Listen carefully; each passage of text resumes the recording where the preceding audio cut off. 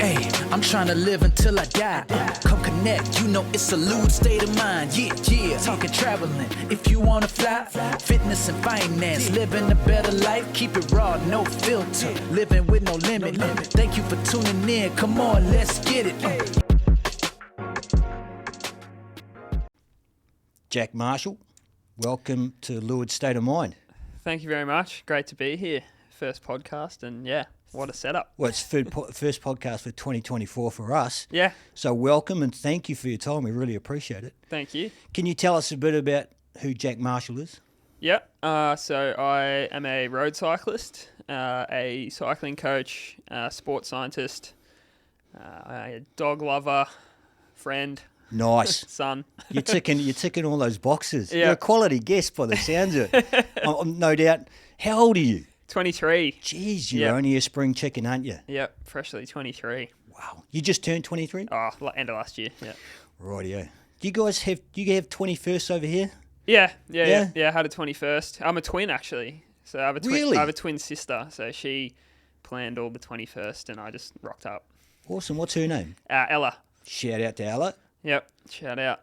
She's- She'll listen at some stage for sure. Well, I'm sure she's a lot prettier than you are. Oh, got to give me some credit. No, look, you're good looking. You're a good looking rooster. I'm just curious because you got some unusual tan lines. Yeah, the tan lines. The You're tan gonna call it. Yeah, that is the road cycling tattoo. Ah, Yeah, there's no way around that, is there? I could wear a singlet, but it doesn't go well with being a road cyclist because you don't do any upper body, so probably shouldn't wear a singlet either. And it's not like it's any extra protection, is it? No. I mean, like if you've got a full lycra with sleeves on, Yeah, it's not really. if you hit the tarmac, Yeah, you're no good. You No just good. Rip your skin up. Yeah, I've got a lot of scars under the t-shirt. Oh, really? and yeah. You crash a fair bit if you're doing a lot of racing. oh really? Yeah. And yeah, as you say, there's no real protection. So if you don't crash, you're not going fast enough. Yeah, that's it. That's how exactly. me and Mev philosophise motorbike riding. Yep. Yeah. Yep, for sure. You're not trying hard enough. Exactly. If you don't crash. Hey, well, let's go back to the start. Yep. When do you remember when you first rode a push bike? For first rode a push bike, probably, when I was I actually grew up in Queensland. So I was born in Melbourne and then I think we moved up there when I was like 1. But we had in Queensland, like far north Queensland, had some push bikes. We'd just ride around the house and ride to school and stuff. But I never really did any sport, let alone riding, for most of my childhood, and then got into cycling pretty late at like 17 or 18. So. But my question is, do you remember the first time you rode a push bike? The first time. Because, I mean, you asked me that question. I'm 52. There's no freaking way I'm going to remember that. You're only 23. Nah, I don't really remember. You don't? Nah, probably just I had some like balance bikes, but I've seen videos of it when I was a little tacker, but don't really remember it. Yeah. Queensland. Yeah. I moved all over. I was born in Melbourne and then lived in far north Queensland and then like up near Port Douglas, Cairns area, and then really? Yeah, and then parents went to primary school there. Just because of your parents' work? Yeah. My parents worked in the mines. Was that where?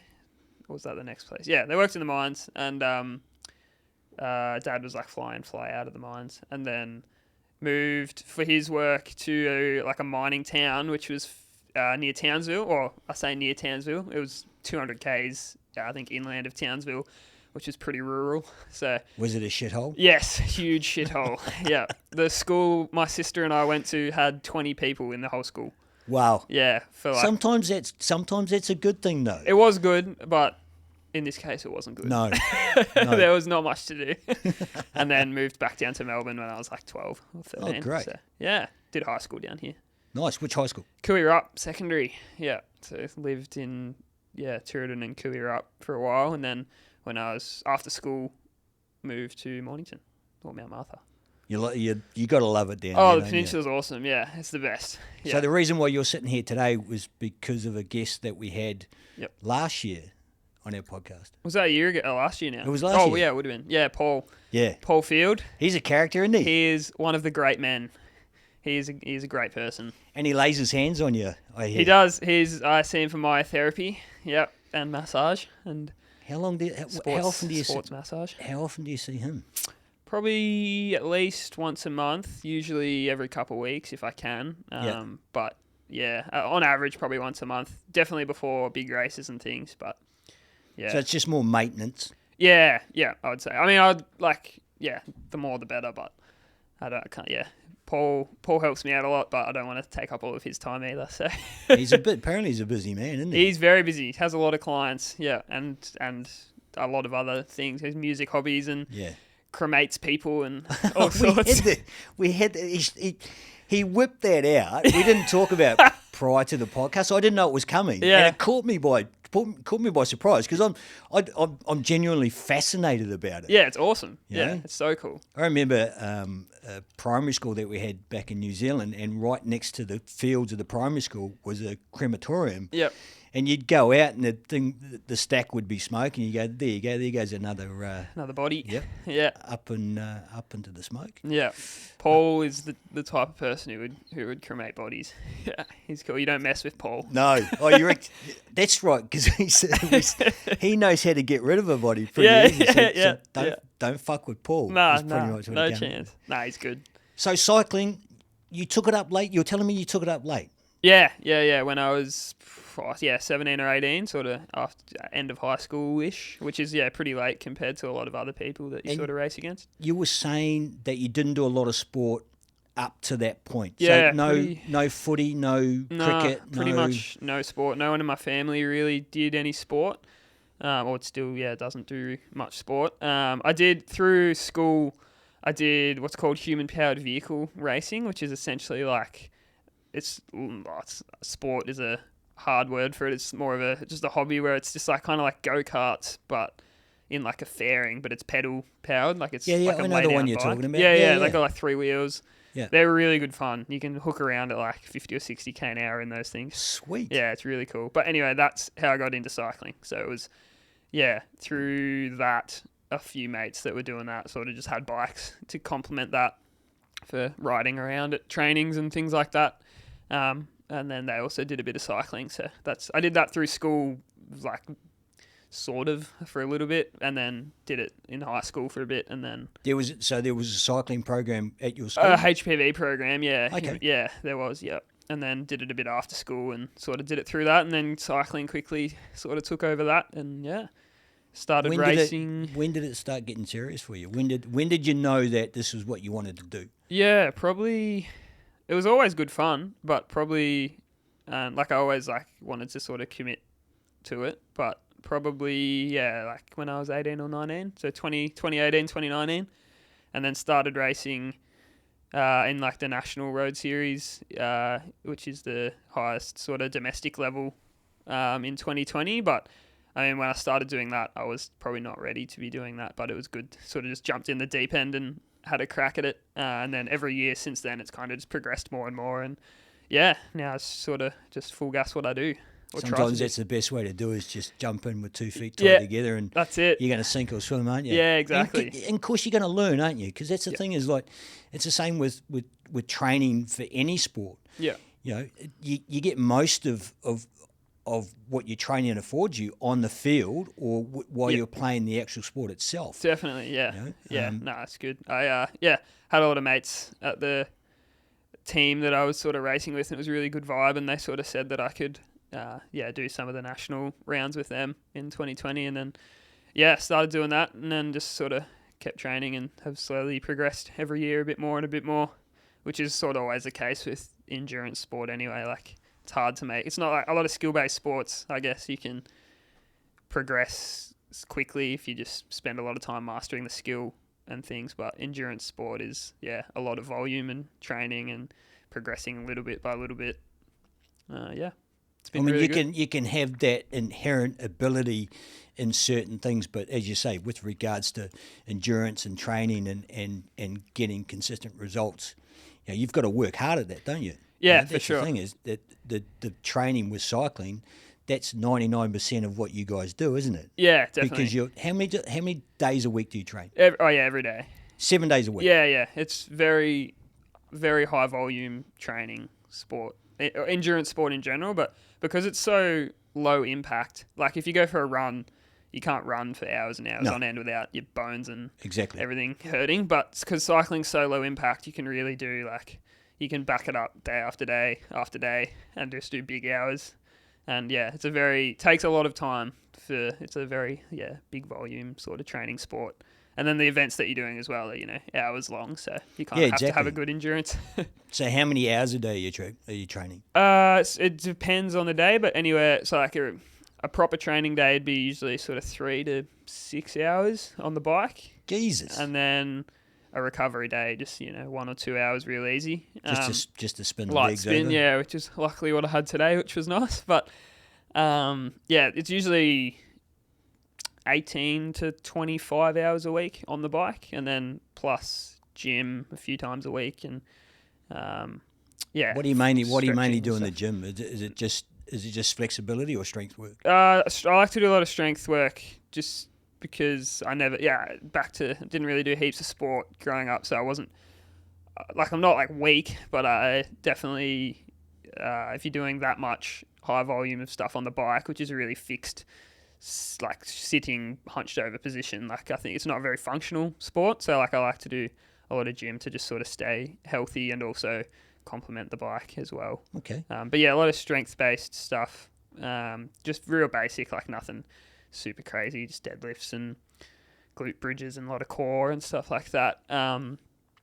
But yeah, and then flexibility and stuff, just stretching and foam rolling and massage and stuff like that in the evening. So it takes up a lot of time. Dude. Yeah, it's full on. And then there's all the other stuff that goes with it, like eating, sleeping right, all that sort of stuff. Not drinking. And your partner as well too. Yeah. Well, lucky for me, Kirsty is also a cyclist, so she gets it. It probably be hard for somebody that's not a cyclist to get it, wouldn't they? Yeah, it's pretty high cost from a life point of view, but it's cool. It's also very rewarding. So Yeah. Why else would you do it? yeah, exactly. Yeah. So Kirsty, you guys, how long have you been together? Almost 4 years. 4 years in April. So you met when you're in high school? Yeah. Yep. I actually knew her for a few years before we started dating as well. So Oh, cool. yeah, she was just a friend for a while Yeah. till she wasn't. Who made the first move? It was me actually. It was a lot of groundwork. It was a long time actually. Took me almost a year To get up the courage? to win her over. Oh, really? Yeah. She wasn't coming easily. Nah, she's a free spirit. Nah, she's good. It's really good. Kirsty's great. And Well, yeah, shout out to gets Kirsty. it. I mean, Yeah, huge shout out to Kirsty. yeah. Yeah, it's been good. Now, going back to your training, you said you're doing 4 to 6 hours a day? Yeah. On a heavy day? Three to six. Probably 3 to 6? 4's pretty standard. Okay, 4 and or we're 5. talking AM or PM? AM-ish. Like, I usually try and ride 8 or 9 AM sort of thing. And then it takes you till mid-arvo, come home, have lunch, refuel, maybe some gym in the arvo, and then, plus work and stuff around that. But, yeah. So you're training by yourself predominantly? Usually, yeah. Have a few good training mates in the peninsula, which is cool. But it's a really good community at the Mornington Cycling Club. And yeah, there's a few guys who live sort of close to me. Dylan, my business partner, who we were just speaking about before. Yeah. He's in a similar boat. He's actually my housemate, so it's good we get to train together quite a bit. And then, a few other boys around, which are really good. And you said the Mornington Cycling Club. Yeah. They've been big supporters of you by the sounds of it. I was looking at your at your Insta and that. So shout out to them as well too. Yeah, that's a lot of the reason that we actually ended up moving to Mornington. Was the guys there. When I was at Career Up, I'd end up riding out this way with a few of them, and always having a sort of ride or drive over and ride with them, drive home. But then after school, there was kind of no need to be out at Career Up and stuff, so moved over here, and they've been it's been unreal. It's a really good. It's a small club, but really good people, good vibes. Sounds like it. Yeah, it's really good. So how many Ks are we doing a day? A day, on a proper training day, you'd be doing sort of like 90 to 150. Wow. It's usually about 500 or 600 a week. My ass hurts just talking about that. Yeah, you get used to it in the end. Oh, of course you do. Yeah. Yeah, there's a lot of things that help with comfort and stuff once you end up being conditioned. But yeah, nah, it's good. And what about calories? How many calories are you consuming? Oh, I think on a big training day, you're burning, 3, 4, 5, 6,000 calories a day. Mate. But then you obviously need to be, if you're training a lot, you need to be trying to put that back in and For more. sure. Yeah. To sort of help rebuild everything. So, Yeah. But yeah, a lot of when you're training in a really hard training block, it's almost impossible to sort of put back in what you're burning. Yeah. So what's an average meal look like you? You say you come back for training about lunchtime. Yeah. What are we smashing for lunch? Really carb heavy, being like the main sort of fuel that you're using Pastas? is glycogen. So yeah, you're Potatoes. a lot of carbs. Yeah, white rice mainly. Yep. Pasta, potato, and then good protein source, eggs, chicken, and then veggies as well. Heaps of veg. Nice. You like your veg, obviously. Yeah. I never used to when I was growing up, but yeah, no, I do. I do like a bit of veg. I'm still a stickler for the veg. Yeah, You know? no, it's good. You feel good eating lots of veg. Yeah. Yeah. I don't know. I wouldn't know. I like my protein. I love my protein. Yeah. I'll take a few veggies anyway. So the one question I had was, I was thinking about it today, because the one thing with me with training at the ripe old age of 51, 52, I've found out about hydration and electrolytes. Yeah. I'm a big migraine sufferer, and Right. I saw something on Insta about electrolytes and how it helps with migraine sufferers. Yeah. And it's just been great. So I've upped my potassium, sodium, magnesium. When you're training, are you predominantly consuming just water, or are you doing like Gatorades? Are you doing what are you doing? What's in your drink bottle? Definitely electrolytes as well. Yeah, especially through like summer and stuff. Yeah, a lot of electrolytes. Mainly, sort of when you're sweating, the main thing you're losing is sodium. So, a lot of sodium heavy drinks. There's more sort of cycling specific or endurance sport specific electrolyte mixes. So, like I like to use the science in sport stuff. Gatorade and Powerade and stuff like Staminade stuff you can get at Woolies generally doesn't have nearly enough sodium for what you're sort of sweating on the bike. Yeah. I think sort of on average you'd be looking at like 300 to 500 milligrams of sodium an hour, which is in like a Gatorade I think it's only like 40 or 50. So how many? So your average drink bottle in your drink bottle holder, what, 600 ml? Yeah, 500-600 ml. Or sometimes I like to train with the big one, like the bottles. So just so you don't have to stop as much to get water and stuff. But okay, so you're stopping while you're training to get water. Yeah, usually and then adding your electrolytes. Adding a bit of electrolyte. Yeah, definitely got to stay hydrated. Yeah, for sure. Yeah, for sure. Especially, Definitely. Summer. Yeah, it's massive. I was actually fascinated that the brain doesn't have any pain receptors in it. It's the layer around it called I think it's called the dura. Yeah. Which expands and contracts based on the amount of hydration you have and the sodium and magnesium and everything. Yeah, for and sure. it was just like, it just made perfect sense. That's why you get headaches and people that exercise hard, and they don't hydrate, they get headaches. Yeah, definitely. And you can ask all my mates. I don't go anywhere without a drink bottle, which is just habit now. Well, you walked in the door with a big one, didn't you? Yeah. One of my It's just a habit now. I don't even know that I do it. But if we ever go out for dinner or something, I've always got a drink bottle with me. And you're going to the toilet 20 times? Yeah. Is it constant? Try to. If you have enough salts and stuff, it's not too bad. No, I drink the more I drink, the more I piss. Yeah. Well, if you're training heaps and turning over a lot of fluid, it's not so bad. Yeah. I just can't get over the amount of exercise, Ks, training you're doing on a weekly basis. Yeah, it's definitely a lot. It's insane because I mean, if you look at people that train in the gym, they're told that if you overtrain, you're not going to grow. You're not going to get the advantages of. If you're spending too much time there, it's counterproductive. Yeah, which is definitely a thing in cycling as well. Is you can absolutely overtrain. I know plenty of people who have definitely done that, which is why it's important to sort of like periodize it well, so that you're having rest at the right times a year and training at the right times and things like that. So is your schedule laid out to the minute? Have you got like a month's schedule there with targets that you need to hit? There's. Essentially. I use a software, my coach and I use a software called Training Peaks, which is like a online load monitoring sort of software where you have a calendar and each day your training sort of laid out with what kind of specific training you want to be doing on that day. So whether it's intensity or different styles of efforts or an endurance ride or a recovery ride or whatever, it's all in there, pretty detailed, which is cool. Most of the training is like power based. So you have like a power meter on your bike, which is on the cranks. And So this is the force going through your legs through the crank of the bike. Yeah. Force times the cadence is your power. So you train. Sorry, how is that gauged? There's a strain gauge in the crank. So what the pedals are attached to is called a crank. Yep. And then in there there's a strain gauge, which measures the sort of torque. Yep. And the times it by your cadence, and then that's your power, which comes up on like a little head unit computer that you've got. And cycling has like so many metrics that you can do, which is why I also like it, because the whole sports science side of me and everything loves all that sort of stuff. Well, let's talk about that, because obviously you've got your own performance business, Pinnacle Performance Cycling Coaching. Yep. You're in partnership with. Yeah, so Dylan Lindsay is the founder and created Pinnacle Performance, and I've only been on the last couple of years helping with that. So now sort of two kind of teamed up a bit to produce some pretty cool stuff there. Okay, so your qualifications in uni were what? Bachelor of Sports and Exercise Science at Deakin.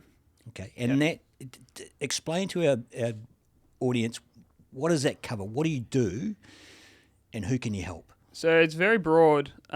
It's everything to do with sports and exercise science. So everything from physiology, physiotherapy sort of stuff it can lead into, through to data science, number crunching. A lot of the people who graduate from that degree end up going into things like the AFL, where you're doing like all the data recording for like champion data and stuff like that. Yep. Like, so if you're watching the footy or the rugby and there's all the stats popping up on TV, that's sports science guys doing that. Physiology, physiologists and I think we've got a photo of you guys. You're going to pull that one up, Mev, of your studio. We call it a studio? Yeah, Performance studio? we operate out of a separate company, Chainbrain High Performance, which is in Dramana. We talked about Chainbrain. They're one of your sponsors, and you also work there. Yeah, so there's a bike shop, Chainbrain. Yep. And then very recently, upstairs of Chainbrain is the High Performance Centre, which is where Pinnacle works out of. So okay. Is it a large space, or is it probably? Like the rooms are probably about as big as this one that we're in now. So it's not massive, but there's 3 or 4 rooms that you can do sort of different things in each. There's an altitude chamber there, which is probably this big. Oh, cool. Yeah. We got our office. We've got our testing facility, bike fitting, ice bath, sauna, that sort of stuff. Nice. Yeah, it's cool. So this photo that we're looking at here. Yep. You've got one of your clients here with a Darth Vader mask on. Yeah, that's it. That's actually one of my good mates, Aiden, who I also go training with a fair bit. One of the great men. Yeah. It sounds like you got a good crew around you, mate. Yeah, no, there's a lot of good people down on the peninsula. Aiden's actually very recently moved away from the peninsula up further north. Well, I mean Chelsea. We're in Chelsea now, aren't we? So it's still the peninsula. Yeah. But not as pretty south. much. Yeah. Anyway, so I was testing Aiden here, doing I was explaining to him in this photo, but he essentially did a VO2 max and blood lactate test with us. So, okay, that we were going to talk about VO2 max. Yeah, cool. Can you explain that? Yeah, so VO2 max is it's essentially a measure of your aerobic efficiency or your aerobic capacity as an athlete. So it's the amount of oxygen that you can get in and use during exercise, and it's just one of many measures of physical fitness. So that's what their mask is for. So basically, they're gauging how much oxygen he's drawing in. Yep, and using. Yeah, because you can draw in a lot of oxygen, but you're not always using it as well. Oh, really? Yeah, so like how good you are at getting that oxygen into your bloodstream is a big factor in how good you are as a cyclist or any endurance sport. So how do you get better at that? Is it just physical fitness? Yeah, physical, like training, that sort of stuff, like how good your capillaries are, your blood, or how much blood you have, your stroke volume, all that sort of stuff. But essentially with Aiden, the service that we offer, you run like a ramp test, so you can see that those blue sort of ramps on the screen there is like your power output. So it gets greater over time, and the mask is what's measuring your oxygen going in and out, and how much it is, and all the different metrics that we can measure there. And then eventually you'll pedal until you can't pedal anymore and you're absolutely maxed out. Yep. And yeah, so it's a maximal effort, and then that's around there is where you'll reach your VO2 max. And that's where we can record that data and put it into a report. But there's also other testing that we do as part of that battery, because that's only one part of a bigger picture, really. But yeah, it's pretty cool stuff that we've only recently sort of had access to, which is really cool. So, Oh, really? Yeah. So you're talking about the equipment, or you're talking about the software to analyze it? Both. Both. So yeah, both of those sort of have been through Chainbrain High Performance, and then we sort of just teamed up with them to offer the services there. So, but yeah, Dylan and I have been doing cycling coaching for Dylan 5 years, me 4 years now. So had heaps of different people over the course of that, from juniors through to masters athletes, beginners, world tour, professionals. Yeah, everything. So Yeah, because I was just pretty reading. cool. I was reading your website earlier on today. Yep. So you guys were established in 2019. So Pinnacle Performance CC. What's the CC? Cycling coaching. There you go. That makes sense, doesn't it? This is a preferred choice of coaching for athletes wanting to simply improve their fitness, move up a grade at their local club race, or chase their dreams of becoming a professional. So as you say, you're dealing with the whole spectrum of athletes, from beginners to novices to professional athletes. Our science-based approach ensures that the training programs we offer are backed by evidence and literature. Furthermore, we aim to establish positive relationships with our athletes and ensure the training interventions are suitable around your specific needs. Sounds like you guys offer a pretty comprehensive service. Yeah, we just work with a lot of different people, which is also why I like you it. got an awesome team by the sounds of it. So you got the guys at Chainbrain downstairs. Yep. And so they're doing, they're basically a cycle shop, bikes, fitment, Yep.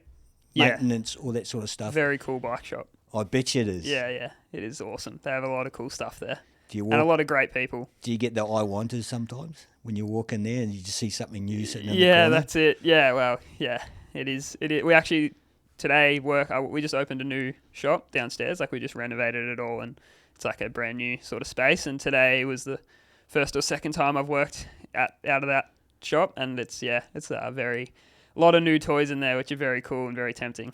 That's cool, man. When you get to go to work every day and you got a smile on your face. Yeah, I mean, yeah. not a lot of people have that. No, as you say, definitely not. You're working and training hard. You've got to fit in eat, sleep, shit, work, family, relationships. Yeah. You know, you've got a full calendar going on. Yeah, certainly helps to have really cool people and cool But things as you say, to do. you've got a really good team around you. Yeah. Hey, No, they're legends. Talking about bikes, how much is your bike worth? Because I know these things can go, like Mav and I, we mountain bike. Now, I've seen $10,000, $15,000, $20,000 mountain bikes Yeah. that I would just love to have, but I can't justify the price for the amount of use. Yeah. You're on a bike every day. How many bikes do you have, and what's the most expensive bike that you've got? So I only have one, which is just my team bike, which is actually from last year, because the team folded, and my new team this year, I'll pick up my bike when I head over to race with the team. But my current bike, like, I got it very, very cheap through the team, which was awesome, with some sponsors. But I think retail, you're around the $15,000 mark. But then, we have some pretty cool stuff at work that, I think last year we did an electric mountain bike with ridiculous customizations of all kinds, which was really cool, which ended up going for around the $40,000 mark. Fuck. Yeah. Really? Yeah, it's crazy. Like, to the point where, like, the bolts on, like, the bottle cage were, like, custom. Like, everything was custom. Jesus Christ. Hey, Very Mav, what do we think about electric mountain bikes? Not a fan. No. No. I get It's cheating. That's what it comes down. When you're grinding up a hill, and somebody whizzes past you on an electric bike. I mean, I get it if you've got a heart condition and you still want to get out and about. That's cool. Yeah, that's cool. I agree. I agree. I like it because it puts more people on bikes. Yep. And gets people exercising. But if it's just 1v1, then yeah, nah. And then you've get around it. got this absurdity now of these electric scooters. Yeah. And now you've got electric scooters with seats on it. Yeah, So right. fat people are getting fatter because they can't stand up on the electric scooters. Yeah. And they're having to sit down. That just is fucking absurd to me. I haven't seen any with seats on them, but yeah. Oh, mate. There's heaps of them around now, whizzing around. I know. But every time my wife sees one scooting by, she goes, "Oh, I wonder how the hospitals are going with the head injuries at the." You know? But apparently there was some research, and the scooter injuries aren't any more than what standard bike injuries are. Yeah, right. So I mean, there's obviously more cyclists than what there are scooters, but Yeah. per capita, apparently that's the way it is. Yeah, right. So we were talking earlier about having crashes. Have you had any major ones? Because the one concern and one question I was going to ask you was, do you feel safe on the roads in Mornington where you train? Because you predominantly train in Mornington. Yeah, on the peninsula, sort of all over. I've had a lot of crashes, mainly in racing. I don't crash too much in training because it's just sort of a lot more controllable. In a race, but do you end up feel crashing. safe? Have you had any instances with vehicles? Certainly, yeah, I've had plenty of incidents. It's the roads in Australia from a cycling point of view. So the roads, in Australia are definitely up there with some of the more dangerous in terms of like road users and things like that. But if you're doing the right thing in both parts, from a cyclist and a car's point of view, it's usually fine. Is there a lot of rage? Yeah, a lot of anger out there for sure. But both ways. I mean, does the cycling community have? And I think I asked Paul this. Do they have a distaste for vehicles? Is it a constant sort of bane of existence? I wouldn't say no. I mean, because everyone who rides is also a vehicle user, so I wouldn't say there's like an anger against vehicles. It's just that if there's plenty of people that do the wrong thing, period. So like whether it's a driver getting angry at a cyclist or a cyclist getting angry at a driver, like it's just people doing the wrong thing, regardless whether it's a cyclist at fault or a driver. But yeah, there certainly are a lot. Like I'd say definitely at least weekly there's someone having a crack, usually just because they don't like cyclists, full stop, if you're doing the right thing or not. Like ride on the road a lot, so I try to always do the right thing. So if someone's having a crack, generally I feel like I'm doing abiding by the road rules. So a question, because I'm a cyclist and a motorist as well too. Yeah. So a question for you is, riding side by side on a road which is two-way. Yeah. Is that acceptable or not acceptable? If you're in the bike lane, I think it's fine because it is legal actually, which most people don't realise. They think so. It's Riding illegal. side by side within that bike lane. If you're out of the bike lane, then Okay, no. so if there's no bike lane, single's the way to go. single's the way. It's Yeah. safer, isn't it? Yeah. Because the one thing that frustrates me as a motorist. Yeah. People ride in the middle of the road. Well, that's the thing is Yeah. I don't drive my car in the middle of the two lanes. Yeah, exactly. No, that's what I mean. It goes both ways. Hey? Yeah. Yeah, for sure. But yeah, I think regardless of like cyclist v driver or anything, there's just a general impatience on the roads. Regardless, I think no matter what road user you are. Oh, you're at right. the moment. It's Yeah, definitely an I think Australian. definitely, like I've ridden heaps overseas now, many times, or many rides, I should say, and a lot of the people who race full time overseas come back to Australia, and they don't. It's not until you come back and experience it that you realise how bad it is when you're so used to it over there. Yep. From any point of view, like drivers in traffic jams, where I've been in France and Belgium racing and stuff, don't care. Like they're all just chilling. It's good vibes. No one's in a rush. Like if there's a cyclist doing the wrong thing, then they just have a really nice chat about it and move on. Obviously, really nice chat there's about always it. there's always exceptions, but in Australia to just be like carnage. Have you been sworn at in French before? Not in a bike race I have, but not in a. Oh, really? Yeah, not on the roads. So going back to racing, and now we just want to clarify, you're an amateur. Yep. You don't get paid. No.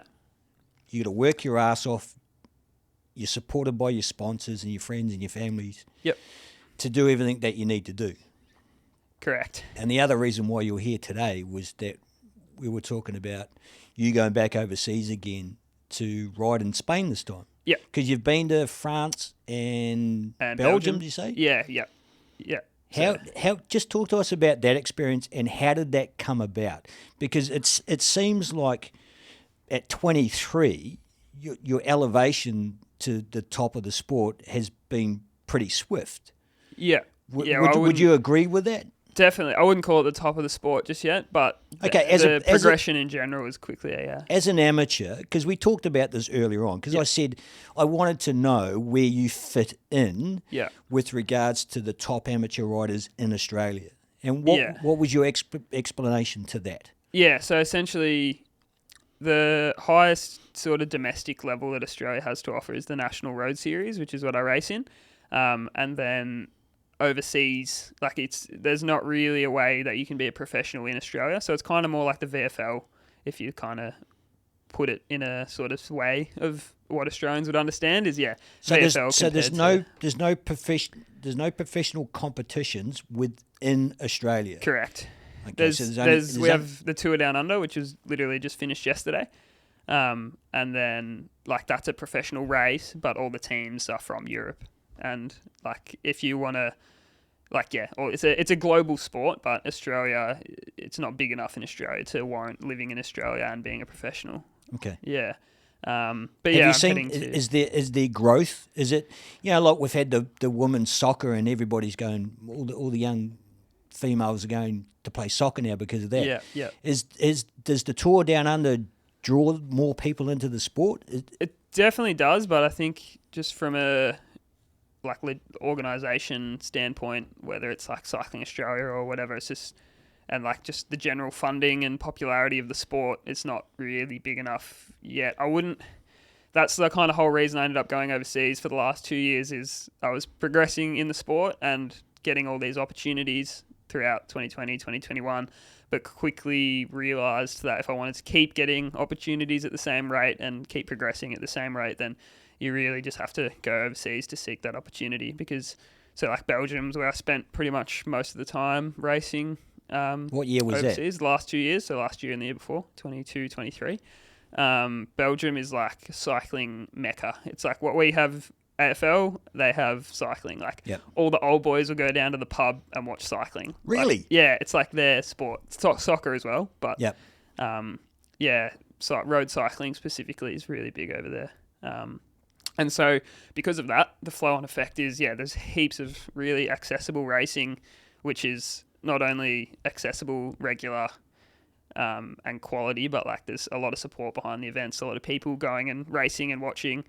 In Australia, one of the bigger races in Australia, you might race with sort of 80 guys.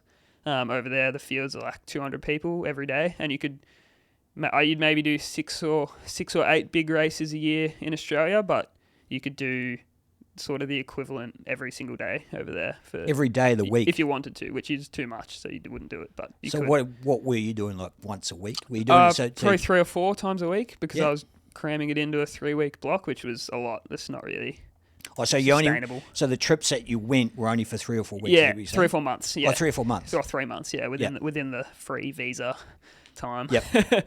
But so how many races did you get in within that 3 months? 3 or 4 a week. So for 3 months. So whatever that works out to be. It's a lot. It's an unsustainable amount if you're staying longer than if you're staying a whole year. But you want to make the most of it, obviously. Yeah, exactly. And it just accelerates all of the exposure and opportunities that you get. So are people now seeking you out for your services, for your ability as a cyclist? So you've been approached by teams? I wouldn't say I haven't had enough big results to be approached by teams, but I realised after being in Belgium that that's if you want to progress, you need to be outside of Australia. So I spent a lot of time, probably 2 or 3 weeks, just glued to my computer applying to teams with Google Translate on. I think I applied to 50 or 60 teams which was a long process, but eventually, this Spanish team that I'm racing for this year, Brocar LA, replied to me and sort of started having a chat about the 2024 season and ended up signing a contract, which was really cool. It's awesome, mate. Congratulations. Yeah, no, thank you. I'm heading off in about a month. Wow, you got to be excited about that. Yeah, very, very excited. It's going to be very new and a lot You of going things. solo? Yep. Yeah, so there's half the team Spanish, and then half the team is sort of mainly from England, from what I can tell. A few Americans, another Australian. But yeah, heading over solo, and I'll just get picked up at the airport by a random Spanish guy and taken to some team accommodation. And Sounds like a Tinder date. yeah, so yeah, we'll see what happens. If you never hear from me again, you'll know that I was kidnapped in Spain. But nah, Just it'd be keep cool. posting shit on social, mate. They'll, Yeah. they'll find you. Yeah, They'll that's find where your iPhone it. Exactly. eventually ends up. Yeah, no, it's going to be really cool. The racing looks unreal over there. And the culture seems really cool, and I've never been to Spain, so it'd be cool to see it. Oh, mate, you'll love it. Yeah, you'll pretty love- excited. Yeah. Yeah, for sure. Oh, just the food, mate. Yeah, I'll have to get into a few paellas and Yeah. things like that. Well, there you go. That's carb loading at its finest. Yeah, isn't absolutely. it? All the tapas and the tasty beers. Yeah. All good. And as I said, your girlfriend's not, your girlfriend, partner, she's not coming with you? She will come and visit for a few months, which would be cool. But Oh, that's lucky for yeah. her, isn't it? Yeah, it is. Nah, it's very cool. She works in the outback in a sheep station, so very rural, and she's heading off there in a couple of weeks, and then won't see her for a few months, which will suck. But then she's going to come over for a few months during the year, which will be cool. Nice. Now, big question. Yep. Have you got a rule on sex, no sex before racing? There actually is a lot of study behind this. Oh, here we go. We've got a clinical Well, overview no, of the it. whole, because a lot of people are one way or the other. But there's a lot of study that sort of ended up saying that it doesn't matter either way. It doesn't matter? Yeah, no, it's personal preference. I say get into it. You Yeah, got it just depends, eh? You've got to at least be a little bit lighter, don't you? Yeah? Or distracted. Oh, mate, I'm sure that's the thing with dudes is that once it's done, their head's probably clear as that you can focus because otherwise everything's all cloudy inside. You know? That's it. Anyway, sorry, I didn't. I had to ask you. No, it's fine. I No had to worries. ask you. I mean, All good. I mean, you're a performance athlete. I mean, so with Spain, actually, I was going to go back and talk to you about Belgium. I wanted to know because we'll talk more about Spain. Yep. I wanted to know that first trip. What were you thinking going into it, and what did you get coming out of it? Yeah, just going into it, I was just keen to sort of be a sponge and soak up as much as I could and learn. I'd never really been properly overseas before, especially for racing, and you heard a lot about it, so I was just keen to sort of learn as much as possible and just enjoy it. And coming out of it, that's pretty much what happened. It was met a lot of cool people and who I'm still friends with to this day, and had a lot of really good racing experience. Racing so much and in such big fields and specific racing. Racing in Belgium is very unique to Belgium. The roads are really narrow, it's windy, it's flat, there's cobblestones, there's 200 people boxing on. It's very unique, whereas other places around the world might be slightly different, a bit more slightly relaxed and hillier and sort of based around climbing and things like that. But So you said it's flat, so it's mainly. Ultimately, if you're training for the Tour de France, Yeah, you don't you want to be wanna training get in out of Belgium. Belgium. Yeah, definitely. that's Yeah. the one good thing about the Mornington Peninsula, isn't it? You've got some hills out there. Yeah, that's it. Spend a fair bit of time at Arthur's Seat. I bet you do. Yeah. I ran up there a couple of times. You ran up it? Yeah. I couldn't run up it. This is 20 years ago. Yeah. They used to do a fun run up there. Yeah. Did it for charity, of course. I see people running up and down sometimes. I think running down would be a lot worse. Yeah, on Yeah. the knees, mate. Yeah. So talking about knees, how are all your joints? It's funny you say that. I actually had a bit of a knee injury a couple months ago now, which was being annoying, but ended up getting it fixed with a fair bit of gym work. But So no, how all right. Because how'd you get it? Was it through a fall or was it a strain? no, or it's just overuse. Overuse? And not a few bike fit issues, like position sort of issues. Cleats and things were like a bit worn out, and if I was doing a pretty big block, so yeah, a lot of riding, and that kind of just wore out over time. But a little bit of time off and some gym fixed it really well, which is why I try to do a fair bit of gym throughout my training blocks just to sort of stay healthy and on the bike, because you're in such a symmetrical position, like hunched over, just pedaling for hours and hours. Do you and get a hours. sore? But does your back get sore? Because that Yeah, hunch. but only through like when I do a lot of gym. No, like it's a lot better. But when I let the gym slip and core work and stuff, I find that it flares up a bit. But staying in that hunch position for 3-4 hours, yeah, you don't have any issues with that. not with that side of things. No. No, that's just through It's just conditioning. conditioning and yeah. I'm sure if you just randomly got off the street and did big hours, everything would Yeah, hurt, it especially your butt and everything. But That brings back a shocking memory of when I was in my early 20s. So a good friend of mine, Russell, from NZ, he was on our first podcast, and I've known him 45 years. yeah, And he was a cyclist. He went over to Europe Cool. and rode as well too. But he took me out training one day, and we did, I think it was 140 or 150 k's. I had no idea what I was in for. yeah, On a bike that wasn't suited to me, Yeah. and I can still feel my ass to this day, and I couldn't walk for a week. It was just insane. It's It was terrible. absolutely insane. And so I know what you guys put in on a daily basis, that grind. yeah. And to me, it's just crazy. Now, when I train, I'm training with music. Yeah. Do you like training with the silence, or do you have music? No, or, I definitely have music and Yep. podcasts. Yep. Yeah. So that's seeing you through. Yeah. You're doing so many hours, tend to get pretty bored. Or ideally, you're training with someone else and it's having a chat. Which Oh, is hey, you can listen to more fun. yourself. Yeah, I'll listen to this while I'm riding. So, hello, future Jack. Oh, nice, Jack. Get your ass and get up that hill, mate. Yeah, come on, grind it out. You can go faster. That's it. you can go faster. Yeah. So Belgium was obviously a great experience for you as Yeah. part of your career going forward. So after Belgium, you went back to Belgium. Is that correct? Yeah. So, I went to Belgium, loved it, loved racing overseas, and then signed with another team that was supposed to sort of go overseas and race again. So I was pretty excited for that. That was going to be good. It never actually ended up happening due to various sort of sponsors and things not happening the way people expected it to, and that team ended up folding. But I, quickly last minute put a bit of a plan together with some friends and sponsors and things to head back over and do a similar trip, and which was just last year. And this I actually found the second time I learnt more than the first time because I'd already experienced it and knew what to expect. I could put myself in better positions in the racing, and then once I was actually fighting to do well in the racing instead of just getting around, then I was learning a lot more rather than just sort So of we're getting talking around. tactical. Yeah, tactical, physical, it's a lot of people think that cycling is just, you just sit on a bike and pedal and whoever pedals the best wins. But there's a lot of bumping and shoving and you're riding at 60k an hour, millimeters from someone else's wheel and Is there a lot of handlebars shit and, talk?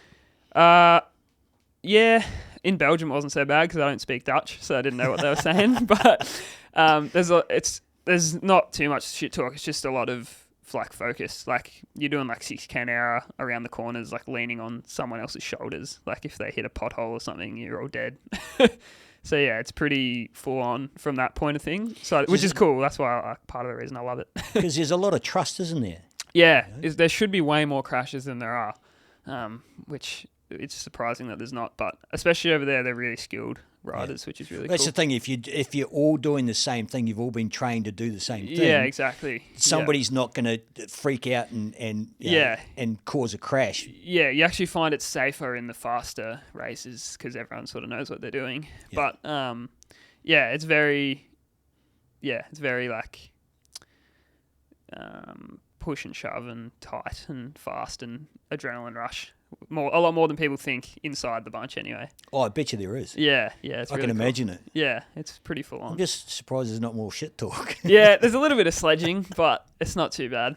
It's not as bad as Australian cricket by the sound Nah, of it. not as bad as cricket. I don't mind a bit of sledging, so I'm happy for it. Good on ya. to come on. Anybody skirting anybody with water bottle. What is there any Nah. tricks that they play?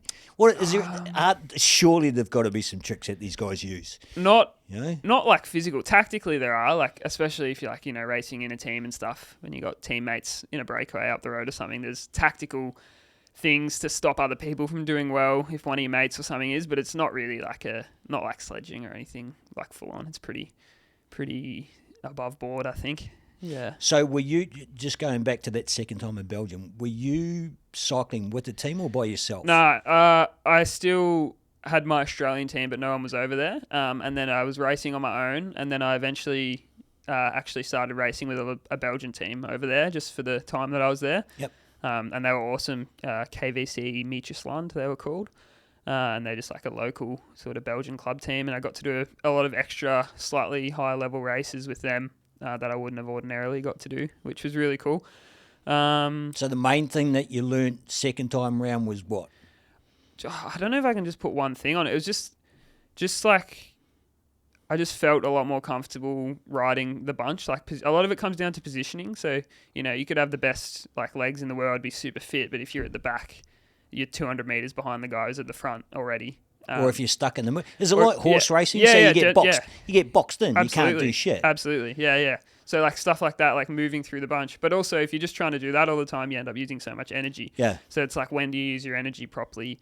Like, or if you have, like, when do you use different amounts of energy throughout a race to maximize it? Like because there's always stuff happening, and like it's never like just calm. So you've got to be reactive to what's going on. Yeah, but not everything, because if you're reactive to everything, you're just going to be cooked.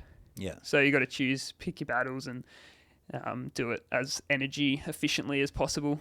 So for our listeners, we're talking about if some of the riders at the front, as you say, make a breakaway. Yeah, attack. Yeah. And a lot of times you will or won't go with them, depending on where you are in the race. Yeah. So what's the average race? Say distance. 180 Ks, 200 Ks? Yeah, over there, like 120, 140 Ks. Okay. But you're getting that done in like 2.5, 3 hours. Okay, so it's pretty quick. Pretty quick, yeah. Usually. If you say 60 Ks an hour, that's... yeah, probably average closer to like 40. Yeah. But yeah, some pretty high speeds. But yeah, like, so they're usually 2.5, 3 hours, like full gas. And then they're usually really late at night, or not late at night, but you're starting racing at like 5 or 6 p.m. So is it twilight over there? Yeah, it's in the summer when I was there. Yeah, twilight over there, and then why do they do? Is there a reason why they do that? Crowds, like they're just people come down and watch. The crowds there are really good. They shut down like a whole town for it, and like close all the roads, and there's it must be cool, eh? Heaps of like gambling, and like all the old blokes come down and get the beers and cheer the cycling and gamble on riders. It's massive. People like there'll be races where you like don't even finish, and like some like old geezer will come up after the race and like get your autograph and a photo and everything. That's like, cool. Just because they froth it so hard. Yeah. It's awesome. Yeah, it's really cool. So did you have any results? Any good results? Nothing amazing. I ended up like a few second or third, like under 23 results, which is like a separate classification within a race. But I'd say my best like overall placing was probably like a 10th or a 15th. You happy with that? I always definitely want to try and win a race, but it was good because it was a progression on the year before, which is really what I wanted. But yeah, there's usually 150, 200 people in the race, so it wasn't too bad, but it wasn't enough to like warrant a big team coming and doing stuff. So, but no, I was happy because every year I've sort of just progressed a little bit more each time. Well, if you're going backwards, you're doing something wrong. Exactly. Yeah, that's it. So, but no, it was a really good trip, and yeah, my friends and girlfriend and everyone were over there, so racing as well. So it was a really cool vibe. Well, your girlfriend was racing too. Yeah. She was racing over there with the team as well. Which is that's cool. awesome. Yeah, she was with a team. Yeah, with the women's team. Yeah, they were smashing it. So because she works on the sheep station. Yeah. Is she actively training, or it's pretty hard to train while you're over there at the station. So that'll be during her like off season, and then like, which is not a relaxing off season. It's pretty full on at the sheep station. Oh, I'm sure it is. It's not like they're sitting there twiddling. It's full gas. Hay out the corner of the mouth and whittling wood. Yeah, it's pretty full on from what I hear. So. Oh, that's cool. Yeah, but she was racing over there as well, so it was cool. And we had a few of my other mates and stuff over there, so it was awesome. Has she got a desire to go back overseas and race again, or is it? Yeah, I think so. Yeah, for sure. She's definitely keen to. It's like same as me, like loves experiencing other places and meeting new people and stuff. So well, that's the thing, we're talking about meeting new people. That's what travel affords you. Yeah, and you're getting the best of both worlds. You're getting this sport that you absolutely fucking love and would do anything for, and then you're getting the travel and the experiences. Yeah, that's why I love it. So that's why I love sport and cycling. Like because it's a global sport, you can really, experience a lot of things with it. New people, meeting a lot of new people, and see, there's so many parts of the world and even parts of Australia that I would never see if I was not doing cycling. Like, no chance. And the thing is with cycling is that you get to see everything. Yeah, it's cool. Sometimes you might not pay attention to it. Yeah. No, in a race you don't see much, but training in places, like, it's a really cool way to see the world. Well, that's the thing. If you go to a city, is just jump on the city bikes. Yeah, exactly. And just go for a cruise. Yeah. You know? You're going to see more than what you would on a tram or in a taxi, and it's just a little bit nicer than walking. Yeah, so definitely. I definitely suggest anybody that's travelling anywhere in the world is to jump on a bike. That's why it's so big in Belgium. Everyone's got a bike. Yep. Like, they get around by bike, and then they're born with one attached to them, aren't they? Yeah, with their clogs. Yeah, it's like illegal to not own a bike. Yeah, it's cool. I wonder, hey Mav, can you look up how many push bikes are in Belgium? Yep. Can we? It's a lot. I'd be really interested. What do you reckon it is? Oh, I have no idea. Everyone's got at least one. What's the population? Look up the population as well, too, man. You'll see like in Australia, if you're out if it's winter and you're out training, like, it's like pissing rain, and it's like, oh, this kind of sucks. Like, you're still training, but it's just not enjoyable. And it's in the rain. You know, some people might avoid training out in the rain and stuff. Over there, the amount of times I saw, like, some 90-year-old lady going to the shops in, like, torrential rain, just no dramas, just, like, pushing this huge gear up a hill. Well, like, they just love it. That's just that's what they do. They're just hard people. Exactly. You know, that's how what do we got? 5.5 million bicycles in circulation. In Belgium, 5.5. And what's the what was the 32% stat that we had? Not population. Sorry. Circulation. What's the Belgian? Here we go. 11.5. 11.59. So what's that? Half. So there's. No, that's. Oh. Yeah, you do the math. We said there was 5.5 million bicycles. Well, it's down the bottom there. Why is cycling popular? That'll tell you. Why is cycling popular in Belgium? History and tradition. Cycling is an incredibly popular sport in Belgium for a variety of reasons. One of the most significant factors is the country's rich cycling history and tradition, which dates back more than a century. While we were over there, we actually went to a lot of the war museums for, like, because of all the Australians that were there, like Flanders Fields and stuff. Yep. There was, like, props and images of, like, guys who would, like, ride their bikes out with guns and, like, shoot up some people and then ride home. It's, like, massive. All in a day's work. Yeah. It's good. Yeah, that was pretty full on, seeing a lot of that stuff, but it was really cool. Yeah, it's always good to visit places like that. You know, when you're overseas. Yeah, definitely. We tried to pay your respects. See a few places. Yeah, it was cool.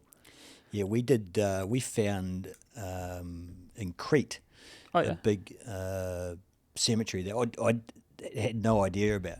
Yeah, it was the Battle of Crete, and there was a lot of New Zealand and Australian soldiers killed over there. So it's when you travel, you get a different perspective. Like, as you say, you've grown up in Australia or New Zealand, and you know what you know. But as soon as you go overseas, you know, it just opens your horizons, and you just learn so much about humanity and history, different ways of doing things. You know, as you say, with the history of push biking, of cycling. Yeah, it's when was the first push bike made, Maverick? When was that? You know, I mean, that's the thing. It's been a long time. Yeah. You know, very cool. And the evolution of the push bike is incredible. And with the equipment that you're using today, very different. it's aerodynamic. It's ergonomic. It's all these things that make you more efficient as a cyclist. Yeah, definitely. Yeah. They are cool. Here we go. The history of the bicycle. What's that? 1853. 1817. Oh, 1817. German inventor Karl van Dries, I hope I've pronounced it, is credited with developing the first bicycle. His machine, known as the Swift Walker, hit the road in 1817. This early bicycle had no pedals, and its frame was a wooden beam. The device had 2 wooden wheels with iron rims and leather-covered tyres. Have you got a picture of that? Can you go to images? Is that it there? Let's have a look at that bad boy. Oh, we can't get that big enough. We get the idea. Oh, lovely. That looks comfortable. Bit different these days. Wow. I've got a sore bum just looking at that. No pedals. So it was like like a a balance bike. like a balance bike, Yeah, for like you give adults. to a 2-year-old. Awesome. Well, there you go. That's our history check done for this podcast.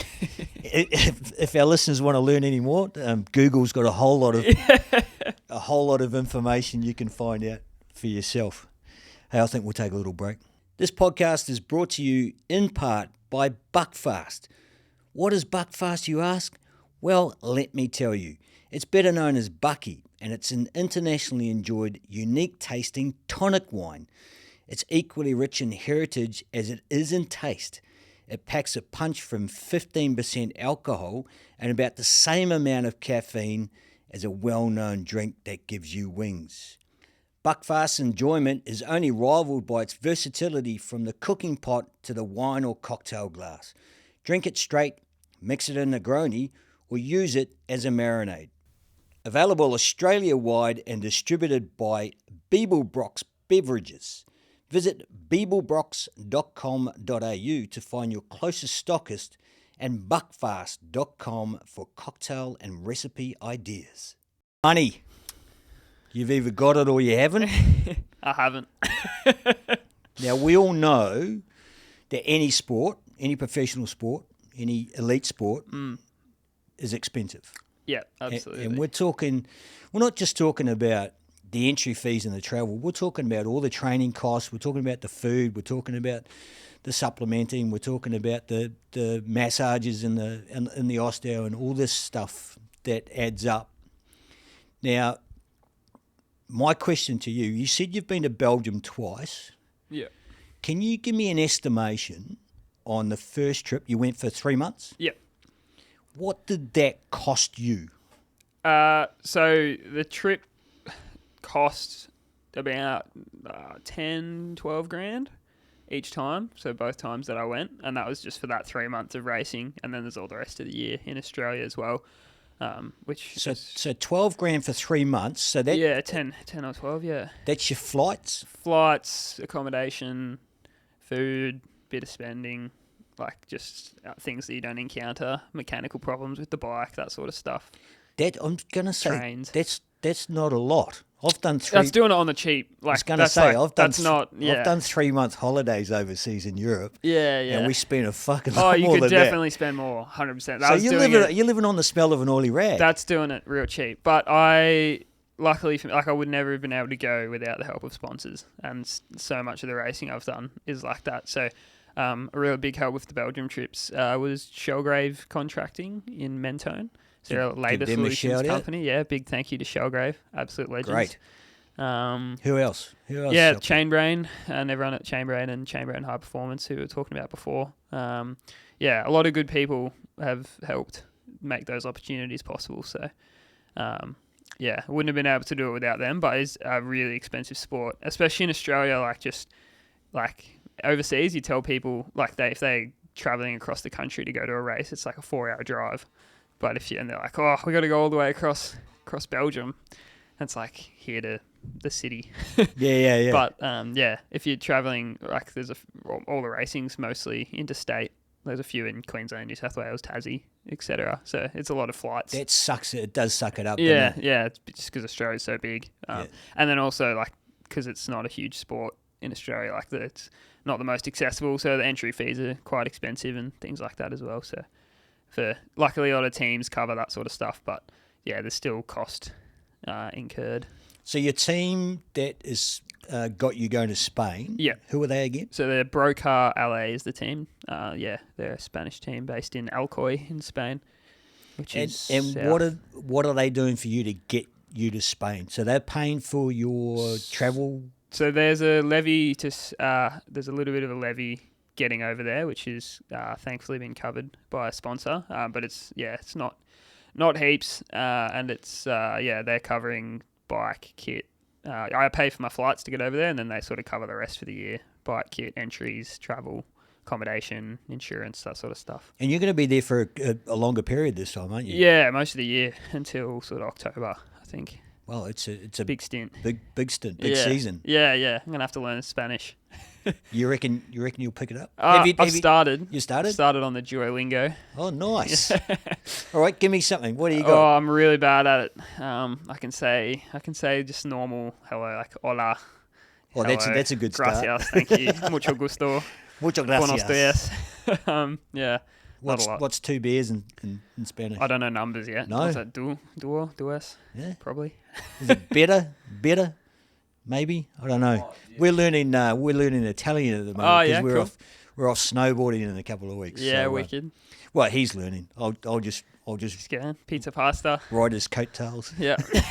As long as you can order a beer and point at some food, I think. Yeah, As exactly. I said, I'm a stickler for knowing the basics. Yeah. Like the hellos, the goodbyes, Yeah, the, just the you know, general the please, the manners and thank you, the yeah. Have you learnt those yet in Italian? What's that? Sorry, Have you learnt the basics in Italian yet? me? Yes. No, not yet. We've still got time, mate. Yeah, Dude, yeah. I'm a busy man. Grazie. Jesus. Yeah. Prego. Prego. Pizza pasta. Yeah, and there's yeah. Yeah. Yeah. So October. So what? Yeah. What ultimately? What do you want to achieve out of this trip, as opposed to the previous 2 that you've done in Europe? Just sort of an expansion on those. So a lot more racing, some results obviously would be unreal. But yeah, just experiencing the Spanish racing and culture and seeing what the team's like and either getting some results myself or helping some teammates get results. They seem to do a fair bit of racing, so pretty much every weekend there's either a few one-day races or tours that you can do, which are, pretty long compared to here, which is really cool. So there's a lot of opportunity. So once again, amateur. Yes. You're not paid. No, there's prize money, but it's not like a paid ride, no. Okay. But they're obviously covering a lot of your costs. Expenses, over there. yeah, exactly. Yeah. Yep. So your accommodation, your food.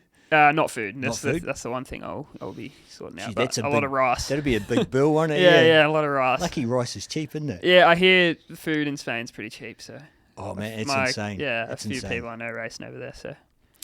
So you got some contacts already over there. Yeah, not where I'll be, but in Europe in general, like across sort of Spain and stuff. Girona's a really big cycling mecca, which is up near Barcelona, and there's a few people I know there. And my coach and stuff live in Nice and have spent a lot of time in France and Spain and stuff. So Where are you going to be based in Spain, Alcoy, it's called. So it's just a small town, sort of 70 k's from the coast on the south, near like Alicante and Calpe and Valencia, Benidorm area. So apparently unreal for training, which looks really cool, which I'm excited for. Really good roads and mountains and sunshine and things. But don't know what to expect with the rest of it.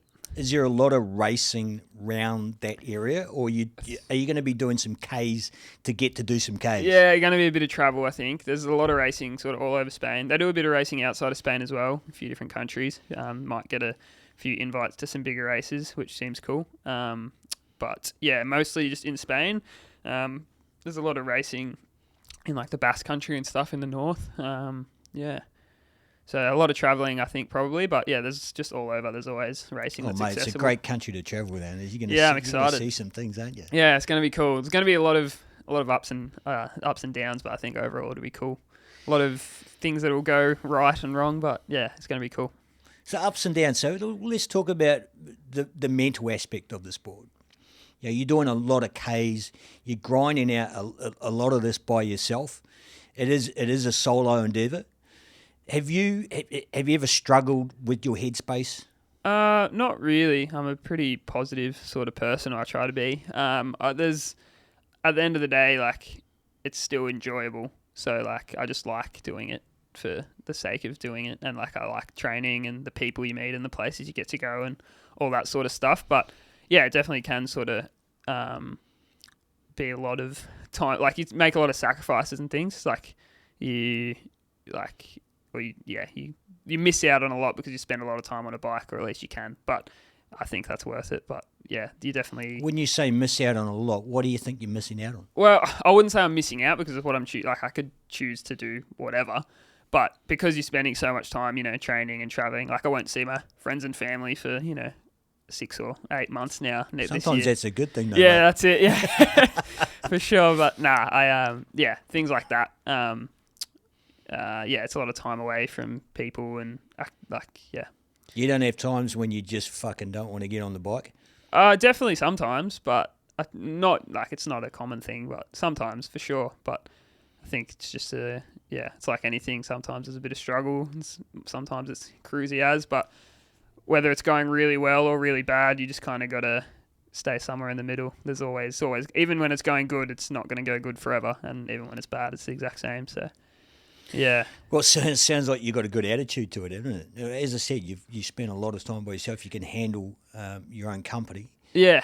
And that obviously doesn't bother you because when you're traveling, there's a lot of time in hotel rooms and stuff. Yeah, definitely. I mean, I'm a people person. I like hanging out with mates and stuff for sure. But yeah, I don't mind the opposite either.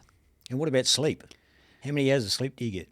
I try and get a lot, which to my girlfriend's detest. She hates going to bed early or waking up late. But sleep's massive. Like that's where you're really making the sort of gains is in the recovery and the sleep. Like training's just the stress that you put on your body, which doesn't actually get you fitter. It's the actual recovery process when your muscles are rebuilding and things like that you're actually getting the adaptations. So sleep's a massive part of that. But trying to aim 8 or 9 hours a night of sort of quality sleep, but it doesn't always work out that way. But yeah. Yeah, well, that's right, 8 or 9. I mean, it doesn't matter whether you're an athlete or just Joe Bloggs. You should be getting that sort of sleep. Yeah. As you say, not just if you need it for recovery, but for mental health and for well-being. Yeah, definitely. A lot of people do struggle with trying to get that good quality sleep, though. Yeah, definitely. No, I've got all sorts of earplugs and eye masks and things to help with that sort of stuff. But it's nice. You got a routine for going to bed? Have you got a? Yeah, I try to sort of read a little bit before bed to wind down a little bit. Try not to eat real close to bedtime, that sort of stuff. Just normal stuff that's. What are we reading, proven. Like Mills and Boone or something? I don't even know what that is. You don't? Oh, no. What's that? That's the first reference. That's an old man reference. What? Are we going to have to get older guests, Mav? I'm sorry, man. That Mill. Do you even know what Mills and Boone is? No, I've got no. Oh, fuck. You're outnumbered. Yeah. Yeah, there's a few listeners shaking their head right now going, Jesus Christ. Mills and Boone were popular with housewives because they were romantic stories of love and lust. Yeah, right. Bit of 50 Shades of Grey. Yeah. Yeah, there you go. I should have said 50. I should have said 50. There you go. Yeah. Nah, not much. Not you? Not for you? Nah, not really. What do I read? Just a lot of autobiographies and things like that. You say you do a lot of podcasts while you're I listen to them, yeah. Yeah. So anything in particular? Are we looking at general, or is there something that you're not listening about? You're not listening to podcasts about cycling, are you? Yeah, mostly. Really? Well, usually about sports science. So yeah. My other it's almost like working while training. Well, that makes perfect sense. Yeah, it's like trying to learn another language. You should be listening to that. I've got a couple Spanish podcasts on the go. While you're asleep. Don't they say put headphones in while you're asleep and do it subliminally? Exactly. Subliminally. Yeah. What he said. You're not. Yeah, you're sitting there riding for 4, 5, 6 hours, so you've got a lot of time to listen to stuff if you want to. But yeah, music or podcasts about sort of sports science or other interests of mine. Listen to a few like Joe Rogan podcasts and stuff like that, depending on what guests are on. But yeah, what else? Bit of Hamish and Andy. I love a bit of Hamish and Andy podcast. Funny fuckers. I love Hamish and Andy. Yeah. Legends. Good. Yeah. Good to hear. Now, Spain is, what, a couple of months away? A couple of weeks away? 4 or 5 weeks, yeah. Well, it's getting close, isn't it? Yeah, got to sort out my life. What do you got to sort out before you go? Oh, I got to put all my furniture somewhere and maybe sell my car. Oh, because you're moving out of the share house that you're in. Yeah. Well, yeah, I won't be living there, so I don't want to burden them with all my stuff. That's fair enough. That's fair So enough. I have to So you're going to give that dump back to mum. that on your parents? Yeah, hopefully I haven't asked her yet, but maybe now that she'll probably listen to this. So I think she's probably mum, figured it out I'll already, mate. dump all my stuff on you if that's okay. She's figured it out already. She loves you, mate. That's what Yeah, she'd nah, do anything. mum's She'd do good. anything for you. She is good. She'd do anything. So, is there any chance to actually earn while you're away in Spain, or is it just purely going to be training, cycling, eating, Yeah, sleeping? mainly training. I'll still be helping run Pinnacle from afar, so I'll still be working a little bit, which is cool, which is the beauty of it being It's able good to that you do can it do online. it remotely. Yeah. Of course. Yeah, So what are you going to definitely. be doing? Analysing data and Yeah, making writing reports? Training programs, analysing data, social media, that sort of stuff. Yeah, it's mostly comes down to just communicating with athletes and writing their training programs and data analysis and testing analysis and things like that. Yeah. So you've obviously got a good partnership with, Dylan. Dylan. Yeah, I keep absolutely. on forgetting Dylan. Yeah. Nah, Sorry, Dylan. Dylan, yeah, Dylan's great. Also one of the great men. We've ticked off a few of them now. Oh, wow. Yeah. I'm going to say, to obviously put up with you for a start, Yeah. and then to allow you to go do what you want to do. Obviously, it's part of his passion as well too. Yeah, he races as well, same as me. So Obviously you can't both fuck off.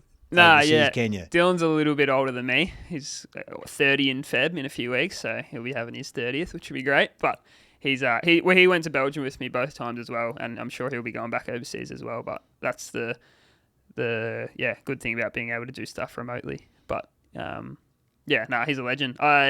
He actually recently moved over to Mornington with Pinnacle and everything in the last few months. So now Dylan and I work together, live together, and train together. So I see, That's cozy, mate. Dylan more than Kirsty. I was going to say, is Kirsty jealous? Yeah, well, she lives with us as well. But it's good. It's a cozy little setup you got there, isn't it? Yeah. It's all right. He's been gone for a few weeks now away doing other stuff, so I've been rid of him. But he's back actually tonight, so I'll see him after this podcast. Good stuff. Give him a rundown. Yeah. Tell him I kept on forgetting his name. Yeah, well, yeah. I do apologise, Dylan. He's a good man. So in the circle of friends that you got down in Mornington, is there any other standouts that we can give a bit of shout out to who are obviously helping you? Yeah. Because as you say, I mean, you're not doing it by yourself. You're doing it with a big group of people, sponsors. Yeah. So is there anybody else that we need to mention that's helping you get to Spain this time? Yeah, okay. I wouldn't be able to sit here and list them all. There's so many. But even Paul, one of the previous guests how I got in contact with you, Paul's been a massive help for years now. He's been a legend. Alika O'Brien at Cairo, Lotus Chiropractic in Mount Eliza, legend. Just guys like that who's sort of always helping in the background just with like getting everything ready for racing. And Shellgrave, Chainbrain, everyone. Mornington Cycling Club. Yeah, it's been massive. There's a lot of really good people at Mornington. Yeah. Are they all going to come out and say goodbye to you at Tullamarine? No, probably not at the airport. I think Mum's got dibs on that one. Oh, nice. But she actually told me that I can't. She's messaged me today, asked what time I'm flying out because they're going to a Matilda's match. So Oh, really? I can't book my flight during that time. Your flight would be already booked, though, wouldn't it? No, I actually haven't booked it yet. Oh, Yeah, really? yeah. What do you do? Waiting for a sale or Well, something? I don't speak Spanish, so I need to deciphering in the team chat in the group chat when to arrive and all the details and logistics is pretty hard. Google Translate's getting a workout. So you haven't got a departure date yet? I've got the date, it'll be around the 28th. I'm talking within 3 days. So Okay. I just got to book the flight still. But, yeah, So what do you it's definitely locked in. You're direct into London and then... Doha, Barcelona, and then domestic flight, Barcelona to Alicante. a Qatar Airways flight, isn't it? Yeah, geez, you're onto it. Yeah, No, I am booking Qatar Airways. The only reason I know is that we're going to Italy, so we're going via Doha. Yeah, nice. I actually checked it because of all the shit in the Middle East, but the way they fly in and out, Not too bad. well, if you're going to get shot out of the sky, I mean, hopefully I'll be asleep. Yeah, it's one way to go. Could think of worse, I guess. Go out in a ball of flames. Geez, I know what the flights were worth too, so I can understand what you're in for. Yeah. No, they're not cheap. Just looking forward to getting over there and getting started and doing all those people justice. Great. Yeah. What are your aims for the Spanish trip? What do you want to achieve? Yeah. And what do you? Obviously, you're a very structured man. You're going to have everything in numbers and columns. What are you predicting, and what do you want to achieve? Yeah, I mean, it's hard. As an athlete. It's sometimes I think like I definitely like that, but it's sometimes best way is to probably just go with the flow sometimes. But yeah, I just want to get the most out of myself. So regardless of sort of what it looks like, if it's winning races or if it's top tens or if it's helping teammates or if it's understanding how like the racing's unfolding, like yeah, whatever, as long as I can come back and know that I tried everything to get a good result and to make it through that pathway, then yeah, I'll be happy. But obviously, yeah, the number one goal is to get some results over there in the what they call like the Copa España, which is the Spanish Cup, which is equivalent to like the NRS, the National Series in Australia, but in Spain. So they race a lot of those races against some like professional development teams and things like that. So just some good showings in some big races like that would be really really good for the resume, I reckon. Now, question for you, without notice, cycling, as we know, has been plagued with doping. Yeah. Now, as we said previously, you're amateur, you're not professional. Yeah. Have you seen in your trips to Europe or been around competitors that have doped? No, nothing I've seen. I think it's a lot cleaner these days because as the history of cycling with the whole early 2000s era, a lot of doping and stuff was pretty prominent, but nothing. I've never seen anything dodgy. There's like the most extent I've ever seen is caffeine or something before a race, which is completely legal. Yeah. Hey, that was the other question I was going to ask you. Is that what compounds can't you consume? So obviously, is there drug testing in the amateur? There's drug testing. There is drug testing. And it's random. Yeah, usually it's winners and random. It depends on the level of racing. Like we did like nationals a few weeks ago in Ballarat, which was really good. There's drug testing at big events like that. It's definitely possible to be tested at like club, like just like fun events, but it's less common because it's. But yeah, there's. Apart from the obvious steroid use or blood doping, is there any other compounds that you would think were benign, like creatines or proteins that you aren't allowed to take as an athlete that you would be tested for? There's a really good website called Global Dro, which is you can put in any sport, any country, any code, what your role is in that sport, and it tells you. Is Mav actually looking for it? Yeah, he's listening. He's listening. Global DRO, it's called. I really like it as a coach and as an athlete to use, and it you can essentially punch in any medication or any supplement, and it'll tell you if it's prohibited, how it's prohibited, if it's in training, in competition, etc. But I just try to keep everything pretty natural, just normal foods, the supplements and things. Make sure they're batch tested by someone like Informed Sport or something, and then you can't really go wrong. So what are you doing supplement-wise? Not a lot. I try and get it mainly from sort of food sources. Like, if I'm worried about getting sick or something, I'll have a immune tablet if it's batch tested or something. But an immune tablet? Like a zinc and vitamin C. Oh, right, the stuff that you'll get at the chemist. Yeah, something like that. Yeah. But if it's batch tested, otherwise, just try and eat heaps of fruit and veg, basically. Okay. Yeah, not too much really. Have you been in situations where, in a race scenario, somebody's just stood out like you would think they were on something? Has that situation arisen? Because it would frustrate the shit out of me to be training as hard as I possibly could, and then somebody in the last 2Ks of a race just absolutely blew everybody away, and you knew they weren't up front, or they weren't straight up, they were doping, or they were doing something that they shouldn't be doing. Yeah. Has that ever happened? You've been in that, never been in that situation? Nah, I think definitely not in Australia that I've seen, or even overseas. Like, you still, like, it's not so performance enhancing even like the days of like Lance and stuff, like you still had to be that fit. Like it's not like you're gaining 500% capacity. Like it's not like just insane. So if someone's improving drastically, it's usually being seen over the course of like a year or 6 months, and it's like, oh, they've really come up well.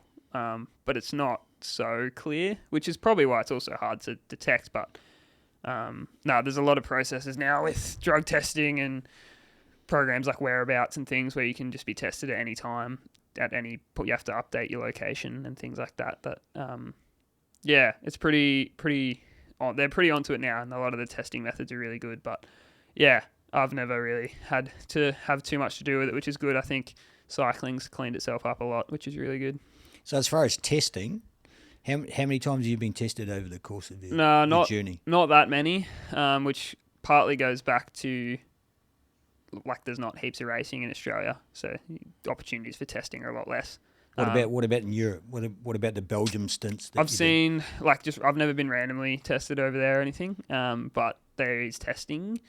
I know the rules are slightly different over there for like if you're getting if there's any like things coming up, like any substances.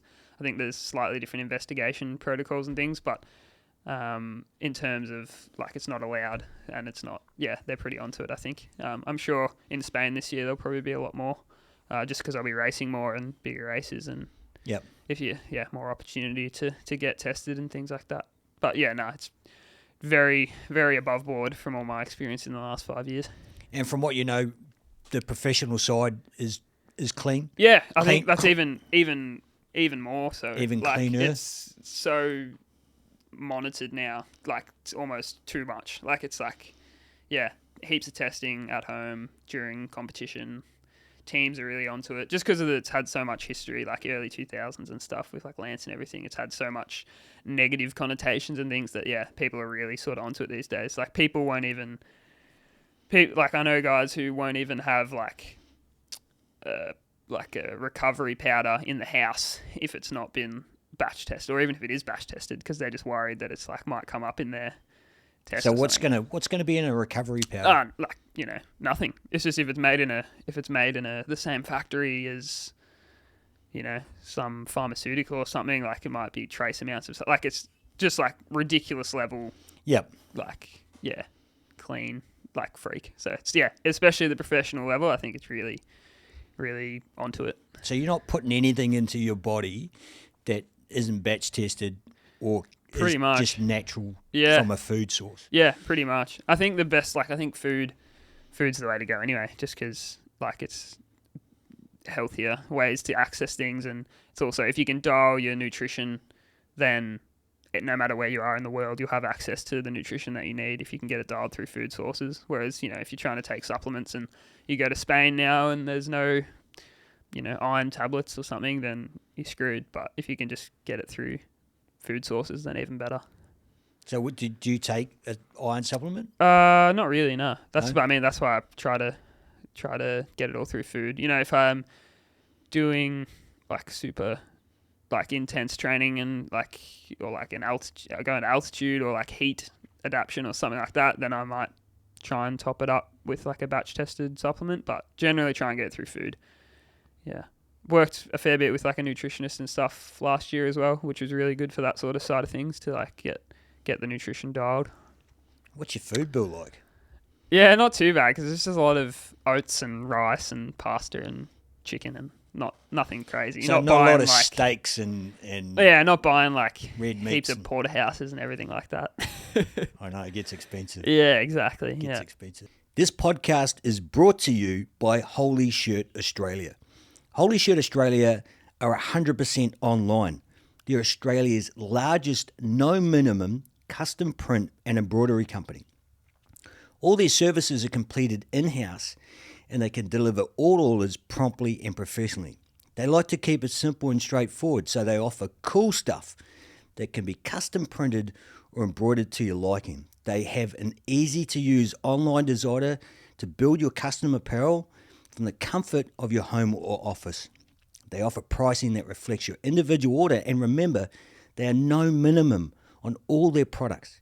They deliver what the customer expects when they expect it. They've got over 1,500 products ready for you to custom print or embroider today, right now. So head to holyshirt.com.au for all your custom clothing requirements. Do you get sick often? Nah, I'm pretty lucky with, well, yeah, being sort of fit and healthy and getting good nutrition and sleep, tend to avoid it. But also when you're training really hard, then yeah, your immune system can definitely get suppressed sometimes, and that's when it's easier to get sick. I got sick in December when I was training pretty hard. Had to pull out of a race up in Bright, actually, which was really cool. But then I actually had Was that during the race? Yeah, I had COVID. It was going around, and just like coming off a big training block, the immune system was pretty clocked out. So, but generally, like very rarely, maybe 2 times a year max, 3 times a year, if that. Did you get vaccinated? Yes, I had to race and travel. Yeah. Lucky for me. 2 or 3? Because you had to have 3 to travel, didn't you? I think I had 2. Yeah? Yeah, I definitely didn't have 3. Are you happy about that decision to have to do that? Probably not. Like I know, specifically with endurance athletes, there's been a lot of sort of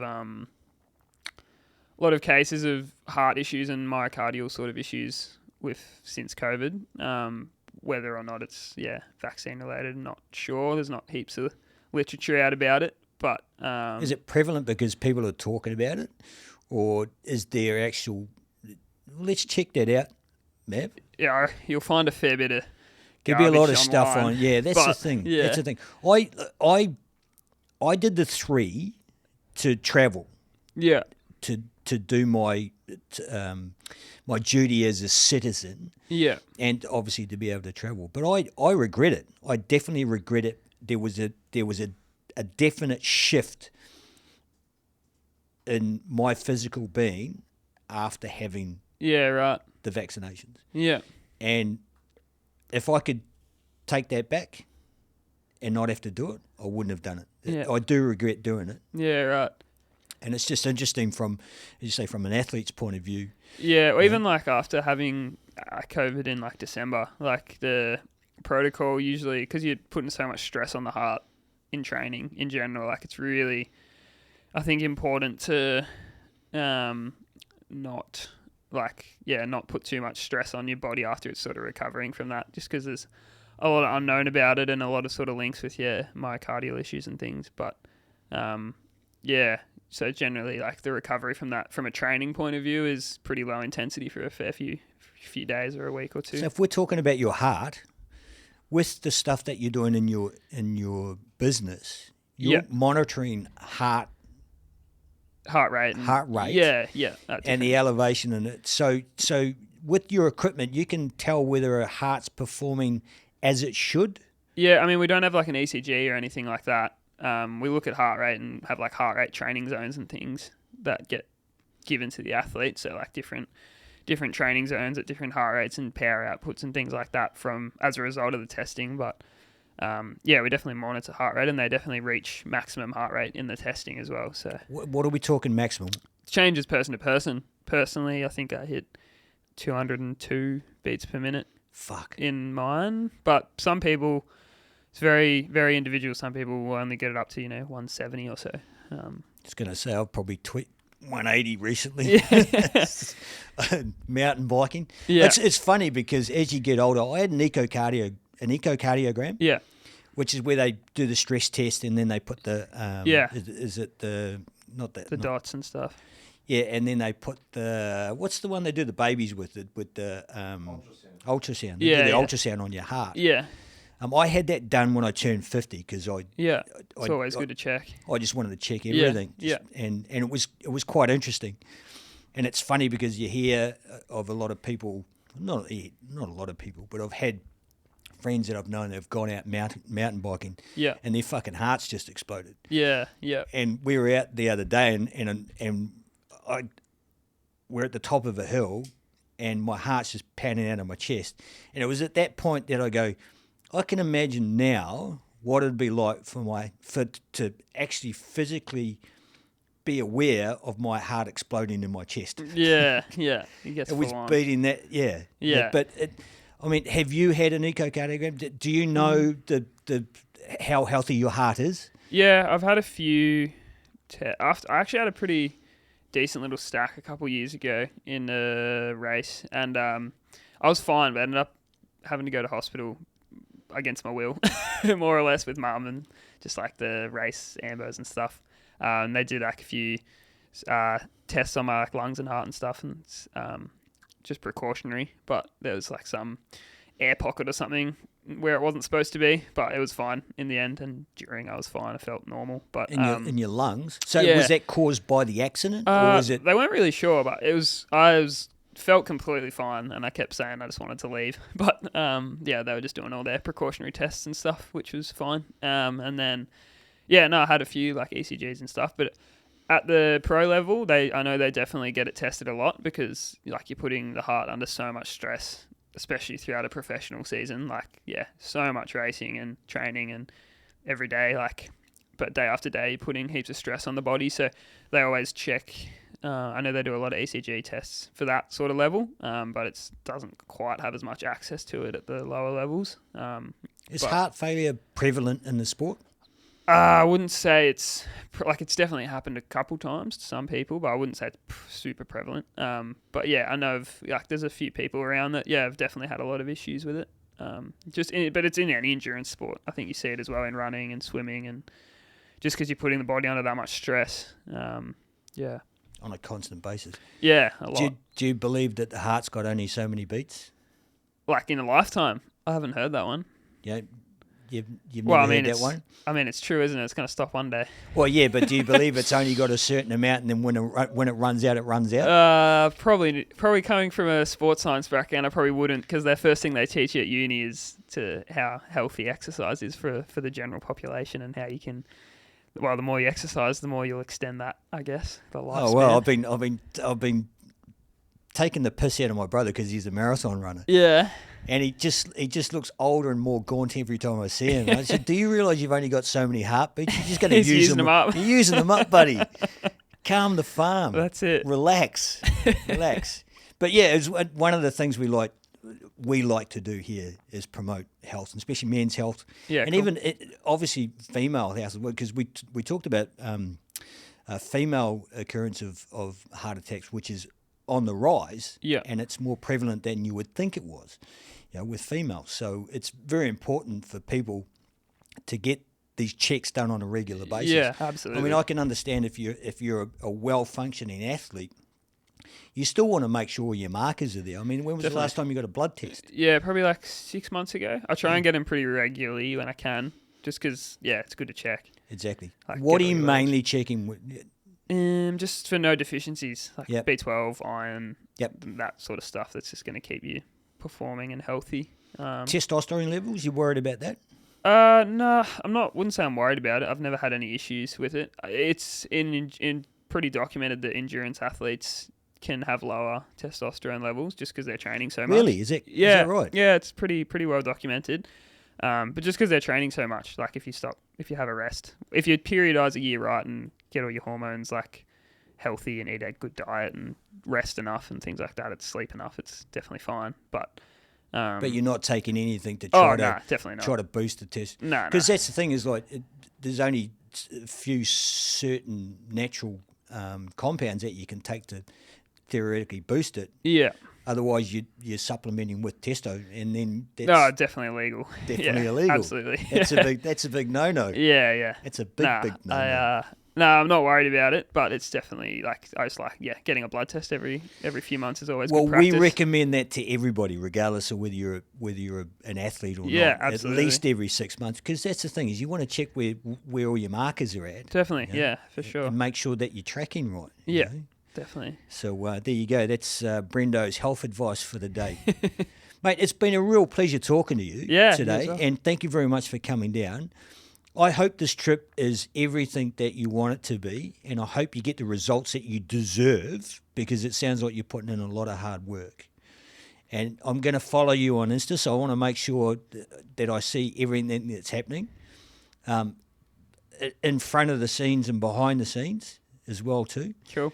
And everybody, I'm sure, that's involved in your circle is going to be cheering for you, and they're going to be doing exactly the same as me, and hoping you get the results that you deserve. So, as I said, once again, thank you very much. I really appreciate your time, and best of luck. Thank you very much. Yeah, unreal to meet both you guys, and yeah, thanks heaps for having me on. Really appreciate it, and I'll be tuning into all the future episodes for sure. So, unreal. Thanks very much. Cheers, mate. That's a wrap, Mav. Cool. Cheers.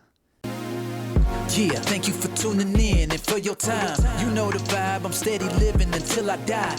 It's a loose state of mind, and we showed you that. Keep it authentic and real, I hope you coming back. Hey, make sure that you subscribe, cause we got it popping all the time, and it's going down. If you wanna elevate, wanna live a better life, keep it locked here. You know it's a loose state of mind, let's go.